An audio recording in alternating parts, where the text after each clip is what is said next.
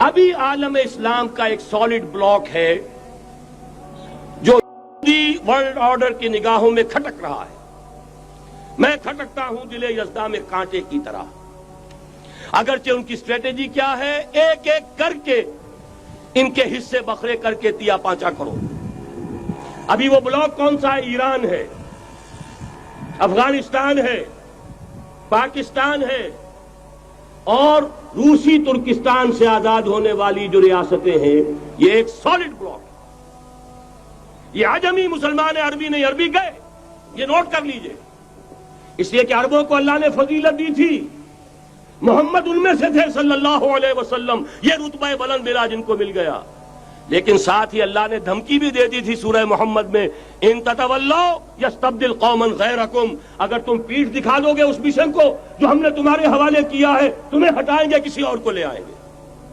اور یہ بات ہو چکی ہے 13ویں صدی عیسوی میں، 1258 میں جب سقوط بغداد ہوا ہے، عربوں کے ہاتھ سے عالم اسلام کی قیادت چھین لی گئی، معزول کر دیے گئے.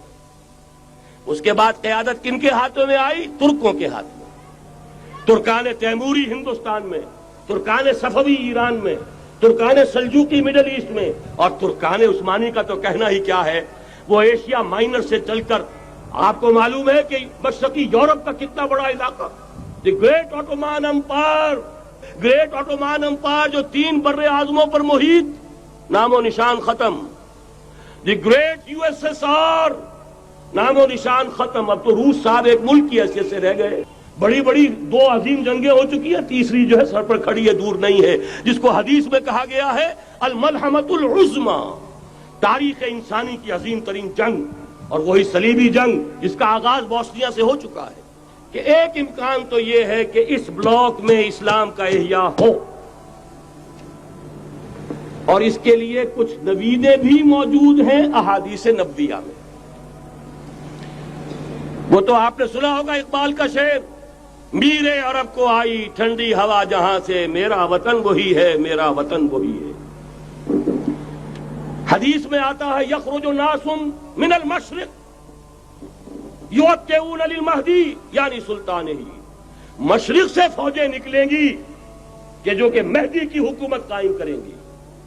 یہ مہدی اہل تشیع کے مہدی اور ہیں، ہمارے مہدی اور ہیں. اہل تشیع کے عقیدے کے مطابق ان کے بعد میں امام جو روپوش ہو گئے تھے وہ امام مہدی ہیں، وہ ظاہر ہو جائیں گے. ابھی امام غائب ہیں، پھر وہ ظاہر ہو جائیں گے. ہمارے نزدیک یہ مہدی پیدا ہوں گے یا ہو چکے ہوں، اور یہ ہوں گے حضرت فاطمہ کی نسل ہی سے رضی اللہ تعالی عنہا. لیکن عالم عرب کے اندر پھر ایک طاقت بن کر ابھریں گے، باطل کی قوتوں کے خلاف جہاد کریں گے. لیکن ان کو مدد آئے گی 2 طرف سے. ایک زمینی مدد آئے گی مشرق سے، ایک آسمانی مدد آئے گی. عیسیٰ ابن مریم کا نزول، حضرت مسیح علیہ الصلوۃ والسلام جو زندہ آسمان پر اٹھائے گئے تھے نازل ہوں گے. اور در حقیقت ان 2 مددوں کے نتیجے میں پھر یہود کا قلعہ قمع ہوگا، اور یہی گریٹر اسرائیل ان کا گریٹر گریو یارڈ بن کر رہے گا، عظیم تر قبرستان بن کر رہے گا. اس کی بڑی واضح حدیثیں موجود ہیں، اس کی بڑی تفصیلی خبریں موجود ہیں. یہ احادیث کی کتب کے اندر بدقسمتی سے ہماری اس کی طرف توجہ نہیں ہے.